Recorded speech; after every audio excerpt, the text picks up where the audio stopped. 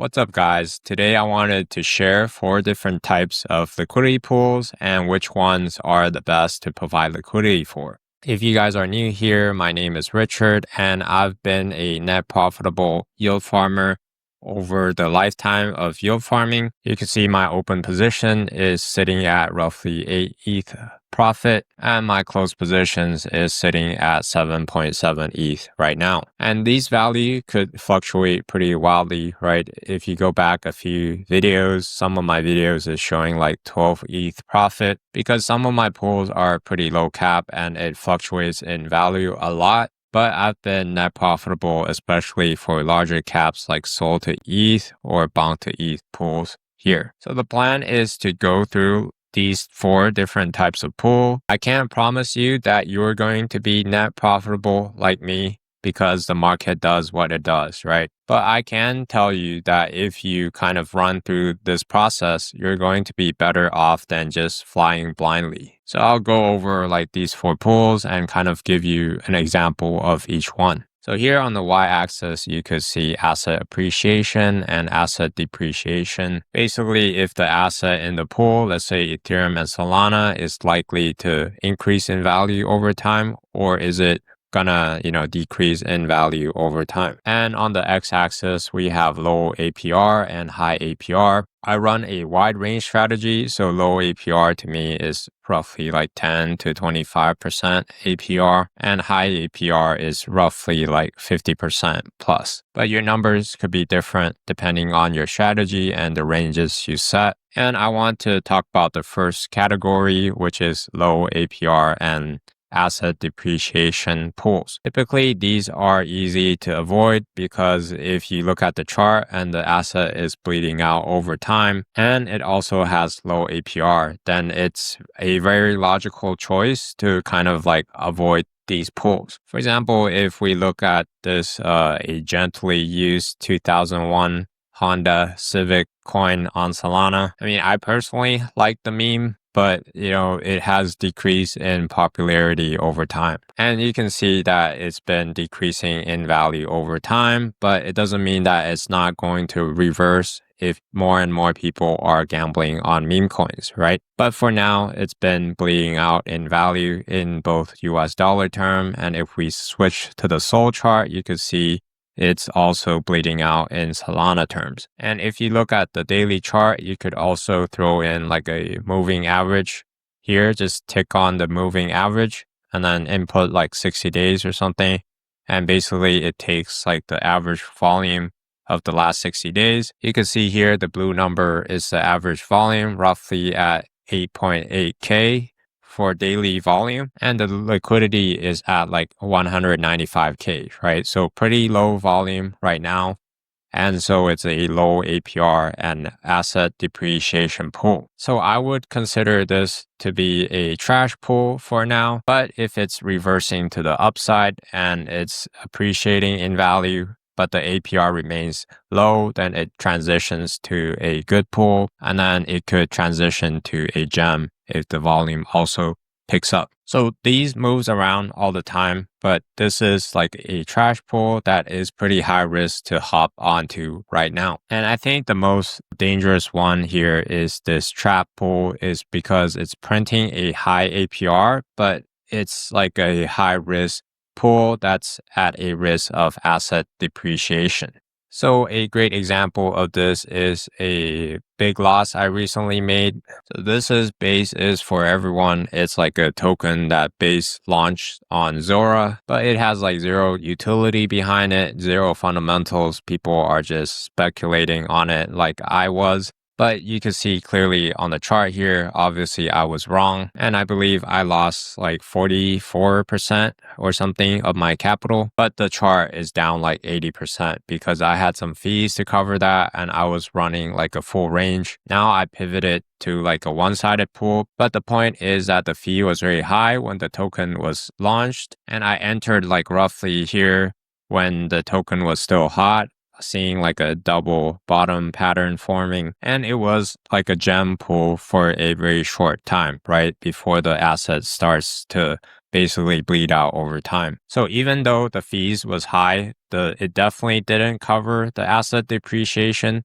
That's why you want to try to avoid these pools. And for new tokens, it's very hard to determine if it's like a gem or a trap, right? Because when I entered, it was like kind of like 50-50, and then it was like trading well for a while. And then, it dropped back down to basically this pool.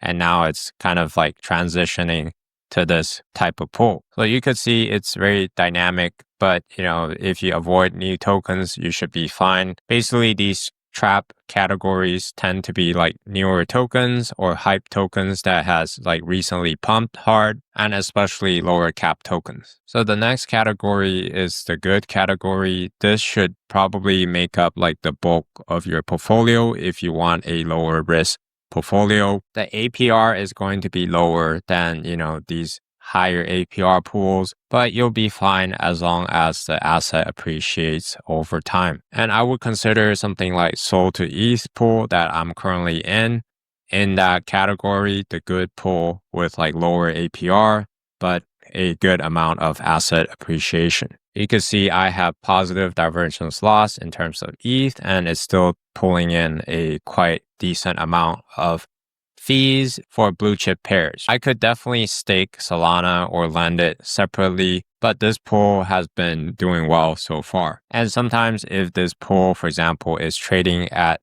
the extreme ranges where the liquidity hasn't adjusted yet, then for a short time, I'm going to have a very high APR. Like for example, back in 420 here, I made $138 in one day from the fees, because the price was pumping and it kind of like knocked some of these tight ranges out of range, and the volume was pretty decently high. But for larger caps, these are usually in this good category. And the next category is this gem pool. These are the pools where you got a good entry, your cost basis is low, and it's a money printer. So when I'm in this situation, I usually want to hold on to these gem pairs. I don't want to like sell out of my position because I'm still printing money, right? I have high APR and my asset is trading above my entry.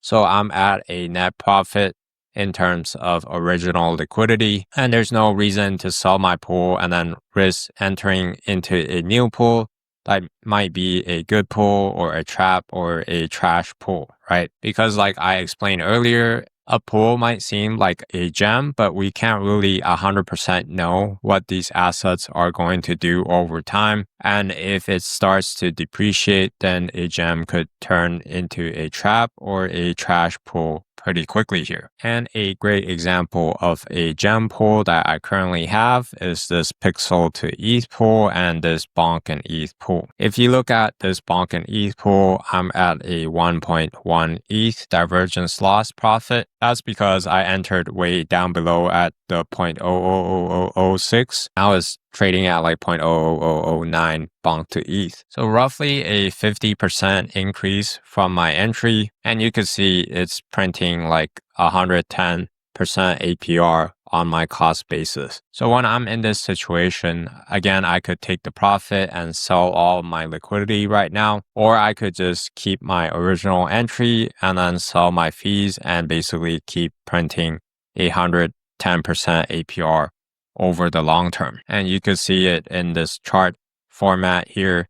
The orange lines are my bottom and top range, and the green line is my entry. So right now it's still in that gem category, right? It's trading above my entry, it's still appreciating over time. If we look at the weekly chart, it's swinging back up, but at the same time, it's testing like a key level of resistance here. So it might actually go back to my entry, but I don't mind because I could sell some fees when it's up here and then basically compound more of my fees and make more investment when it's down here, assuming if I'm still bullish on Bonk or Ethereum. So I hope that makes sense, guys. And the priority, especially when you're starting out, is not to optimize for fees, right?